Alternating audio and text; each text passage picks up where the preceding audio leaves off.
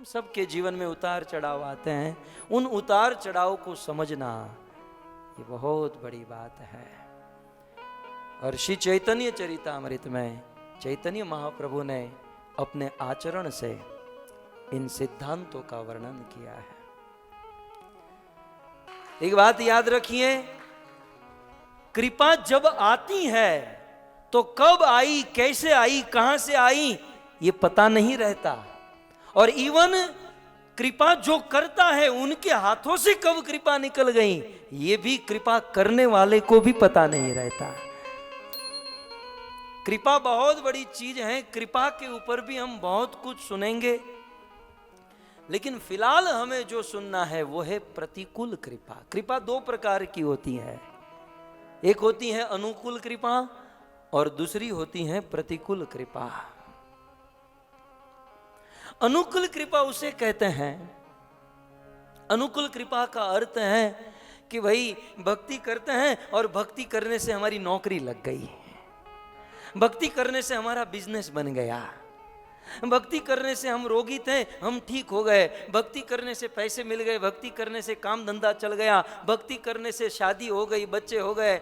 ये जीवन में ये जो मिलता है उसे अनुकूल कृपा कहते हैं।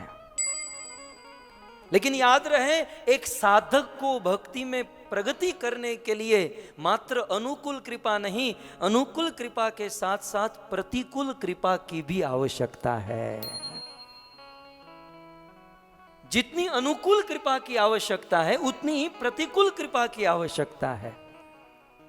अनुकूल कृपा तो बहुत अच्छी लगती है ना, कुछ मिल जाए, कुछ हासिल हो जाए, ये बहुत अच्छी लगती है। लेकिन जीवन में जब गुरु और कृष्ण की कृपा से प्रतिकूल कृपा आती है तो वो हमें अच्छी नहीं लगती है, और उस प्रतिकूल कृपा को हम समझ नहीं पाए, उसे संजो नहीं पाए, उस प्रतिकूल कृपा को हम पचा नहीं पाएंगे, तो हो सकता है हमारा भक्ति में पतन भी हो जाए। सो प्रतिकूल कृपा की अत्यंत आवश्यकता है। समझ गया? प्रतिकूल कृपा का अर्थ है जीवन में कोई भयंकर रोग हो जाना, जीवन में कोई उथल पाथल हो जाना, अचानक कुछ जीवन में गड़बड़ी हो जाना, कोई अघट घटना घट जाना, इसे चैतन्य महाप्रभु ने प्रतिकूल कृपा कहा है। बाहर से ऐसा लगता है कि हमारे जीवन में इतना भारी दुख आ गया, प्रॉब्लम आ गया, लेकिन वह दुख नहीं, वो आचार्य की, भगवान की प्रतिकूल कृपा है। और एक बात याद रखें, अनुकूल कृपा से कोटि कोटि गुना इंपॉर्टेंट है प्रतिकूल कृपा। अब मैं आपको कैसे समझाऊं, इसे समझने के लिए एक जीवन का दृष्टांत समझना होगा। सुनेंगे? हम संसार में जीवन में देखते हैं, हमारे पूरे जीवन में हमसे सबसे ज्यादा प्रेम कौन करता है? हमारे जीवन में सबसे अधिक प्रेम तो बच्चे भी करते हैं, मित्र भी करते हैं, इवन पत्नी भी प्रेम करती हैं, लेकिन एक मां अपने बेटे से जितना प्रेम करती है उतना और कोई नहीं करता है। प्रतिकूल कृपा को समझने के लिए एक मां का प्यार समझना जरूरी है। ऐसी मां का एक लाडला बेटा है, अपने बेटे के साथ एक मां रहती है, और मां अपने बच्चे को बहुत सुंदर, बच्चा कहता है मां मुझे लड्डू चाहिए तो वो लड्डू खिलाती है, बच्चा कहता है मां मुझे चॉकलेट चाहिए, मां उसे चॉकलेट खिलाती है, बेटा कहता है मां मुझे ये चाहिए, मां उसे सब कुछ देती है। मां के द्वारा बच्चे को ये सब कुछ देना, ये मां की अनुकूल कृपा है। ठीक है? लेकिन एक दिन उस बच्चे के पांव में एक फोड़ा हो गया। फोड़ा समझते ना?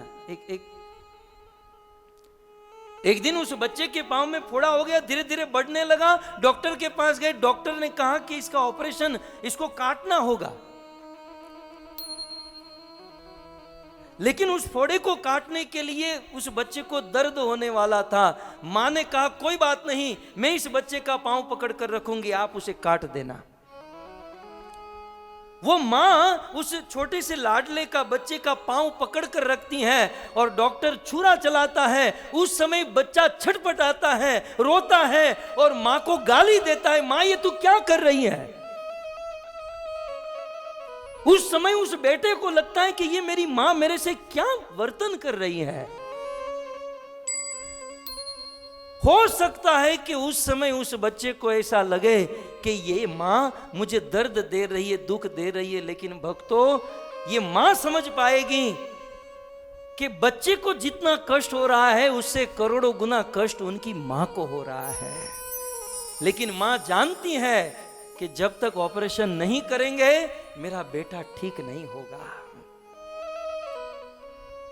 उस बच्चे को लड्डू देना, चॉकलेट देना, ये माँ की अनुकूल कृपा है।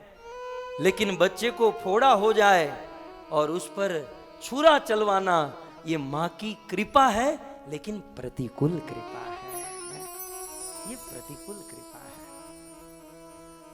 और जब माँ की प्रतिकूल कृपा हुई तब बच्चे को ऐसा लगता है कि ये माँ मेरे साथ ये क्यों कर रही है।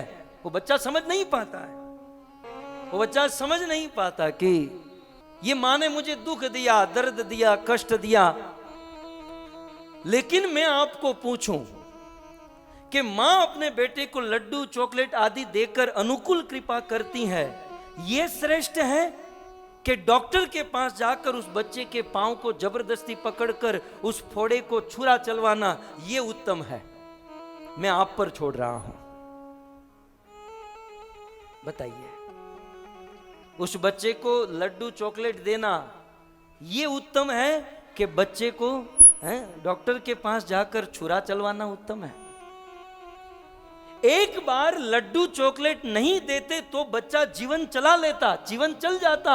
लेकिन यदि ऑपरेशन न करवाते तो बच्चे के जीवन में बहुत बड़ा रिस्क हो जाता। समझ पा रहे हैं कि हमारे जीवन में ईश्वर के द्वारा अनुकूल कृपा भी होती है, प्रतिकूल कृपा भी होती है।